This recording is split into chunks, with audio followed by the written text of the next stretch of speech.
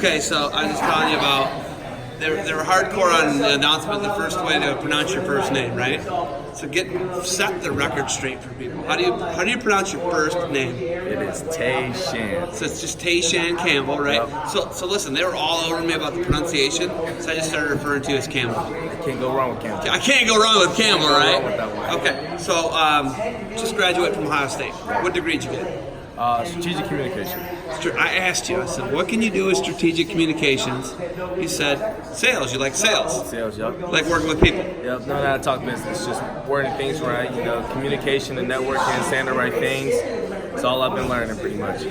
So when you look at like your experience at Ohio State, we were just talking about the transfer from Pitt to Ohio State. Yeah. How crazy was that transformation from ACC to Big Ten? Was it a big adjustment for you? Oh, huge. I mean, you can see it in the performance and everything. Everything changed as far as wrestling meets, the amount of people there, the atmosphere, the environment, to the competition, the schedule. I mean, everything. It was a huge difference, but it was everything I signed up for. So you look at right now, you're kind of in this I just graduated college. I'm from Pittsburgh, Pennsylvania. There's a lot of things. You have a huge opportunity. I like to say you got the world by the tail. Yeah. Right? I sincerely believe that. But there's a lot of options on the table.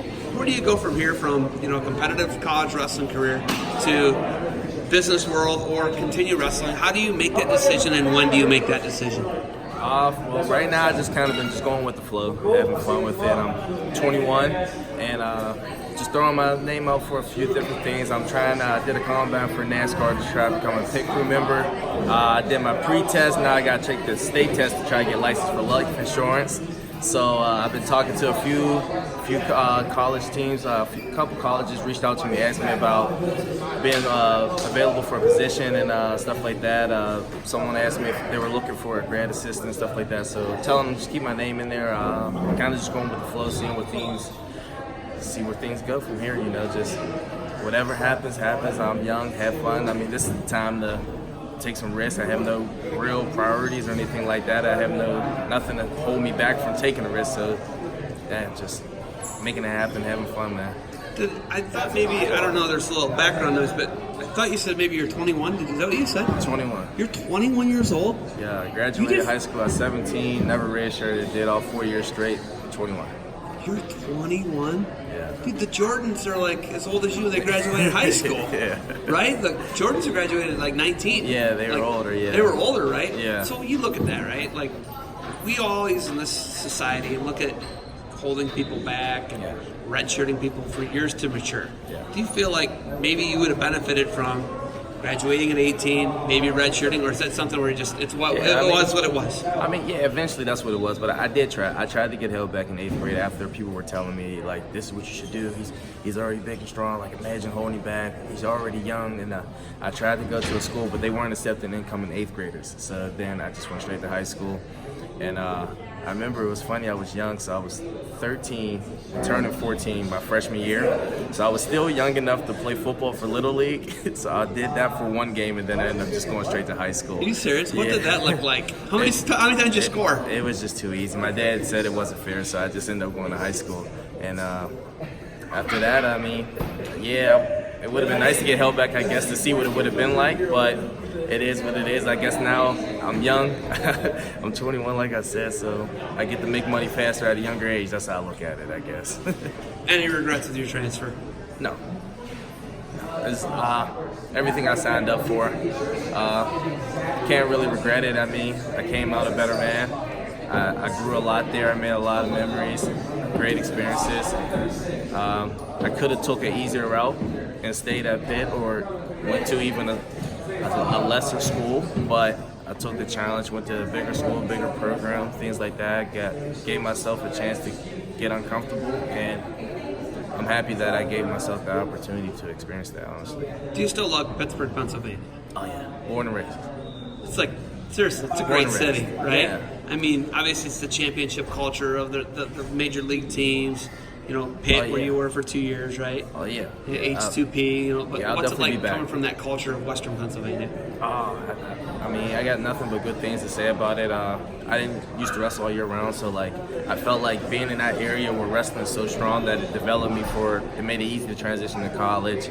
I had fun football. I mean, Steelers, big Penguins, the city, when you have parades and stuff like that. I mean, there's a lot of things to do in Pittsburgh. I mean, I can go on and on about Pittsburgh. So, I mean, eventually when it's all said and done, I eventually want to be back and live there and continue to make more memories there.